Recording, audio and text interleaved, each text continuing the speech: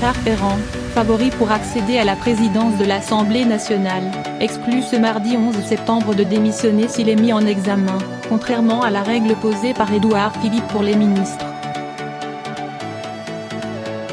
Décidément pas très nouveau monde. Exploiter le moindre vide juridique. Ce credo de tous les avocats est parfaitement appliqué aux principes politiques par Richard Ferrand, ce mardi 11 septembre. Interrogé par Libération après le vote des députés LREM en sa faveur pour le Perchois, le grand favori pour accéder à la présidence de l'Assemblée nationale, ce mercredi 12 septembre, envisage déjà de ne pas démissionner, même s'il est mis en examen. Une décision procédurale n'a pas vocation à décider de l'exercice d'un mandat parlementaire, confie-t-il. Une manière de préparer le terrain à une éventuelle décision défavorable dans la fameuse affaire des mutuelles de Bretagne. La règle dictée par Emmanuel Macron et Édouard Philippe est claire. Un ministre qui serait mis en examen devrait démissionner, a expliqué le Premier ministre sur France 2, en mai 2017. En août dernier, l'Élysée avait expliqué que ce principe s'appliquait également aux collaborateurs du président.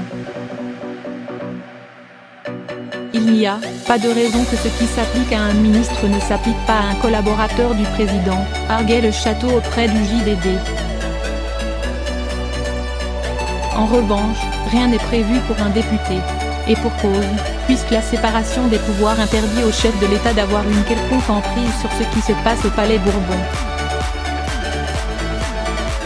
Richard Ferrand s'appuie d'ailleurs sur ce principe pour justifier sa position. « Je suis attaché à la séparation des pouvoirs. Ce serait un déséquilibre total si demain tous les parlementaires étaient mis dans la main de la seule autorité judiciaire. »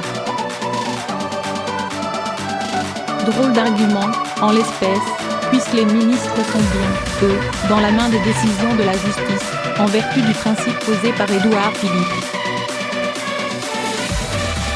Une chose est sûre, en droit, rien ne pourrait obliger le président de l'Assemblée nationale à démissionner en cas de mise en examen. Le règlement prévoit son élection pour le reste de la législature, sans censure ou révocation possible.